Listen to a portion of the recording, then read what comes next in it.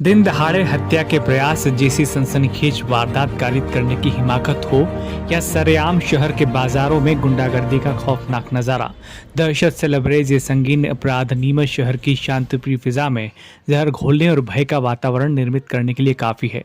लेकिन अब सवाल यह है कि क्या नीमच शहर को भविष्य में अब यही सब देखना है, जिसकी शुरुआत इंसानियत, मानवता और धर्मपरायण व्यक्तित्व के खिलाफ रची जा रही साजिशों और षड्यंत्रों से की जा चुकी है। कहने को वो शराब ठेकेदार है, लेकिन इसके ठीक विपरीत धर्म की ध्वजा थामने वाले मानवता की मिसाल भी है, जहां धर्म के प्रति आस्था और समाज के प्रति सेवा का भाव दिखावे का नहीं, दिल से है। निश्चित तौर पर देश का यह पहला उदाहरण होगा जहां एक शराब कारोबारी की सनातन धर्म से जुड़ी श्रद्धा और आस्था का कोई पार नहीं है। छोटे, बड़े या विशाल कहे जाने वाले धार्मिक आयोजनों में उनकी सहभागिता और सहयोग से कहीं ज्यादा उनकी आस्था होती है, जिसे हर कोई लुटा नहीं सकता। सहयोग स्वरूप धन दिया जा सकता है, लेकिन धन के साथ तन और मन न्यौछावर करने का मादा रखती है वो शख्सियत जिसे आज साजिशों और षड्यंत्रों के तहत घायल करने के मंसूबे पाले जा रहे हैं। शहर में अराजकता का माहौल व्याप्त करने वाली ताकतें सरकारी एजेंसियों को टूल के बनाकर एक धर्मपरायण व्यक्तित्व के खिलाफ इस्तेमाल करना चाहती है। और इस खौफनाक खेल का पहला हथियार समाजसेवी अशोक अरोड़ा के खिलाफ उन्हें जान से मारने की नीयत से उस वक्त चलाया गया जब 4 फरवरी 2024 को शहर के लायंस पार्क क्षेत्र में सुपारी किलर बदमाश ने अपनी कार में ऑफिस से घर लौट रहे अशोक अरोड़ा गंगानगर पर अंधाधुंध फायरिंग की।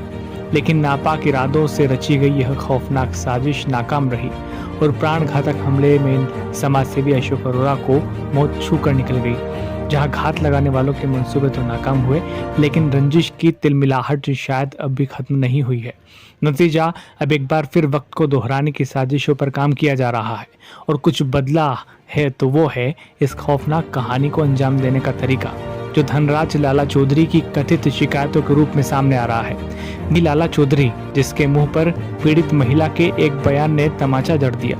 वही लाला चौधरी जिसने खुद एक अबला का घर हड़प लिया और मिथ्या आरोप समाजसेवी अशोक अरोड़ा पर लगाए। अशोक अरोड़ा के खिलाफ दोहराई जाने वाली खौफनाक साजिशों का यह वही किरदार है जिसे सरकारी मशीनरी को गुमराह और एजेंसियों को टूल बनाने के लिए इस्तेमाल किया गया है।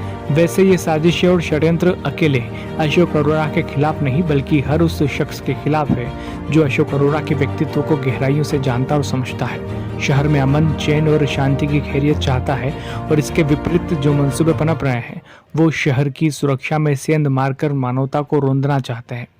धार्मिक वातावरण को दूषित कर अराजकता का माहौल व्याप्त करना चाहते हैं। अब ऐसे में अमन पसंद एक आम शहरी क्या इसे स्वीकार करेगा? इसको लेकर चर्चाओं के साथ ही क्रिया प्रतिक्रियाओं का दौर शुरू हो चुका है और चर्चाओं से कहीं अधिक गंभीरता इस मसले पर चिंतन की भी हो रही है कि आखिर ये साजिशें कब तक जन्म लेती रहेगी। नंबर 1 न्यूज इंडिया के लिए नीमच से दीपक चौहान की रिपोर्ट।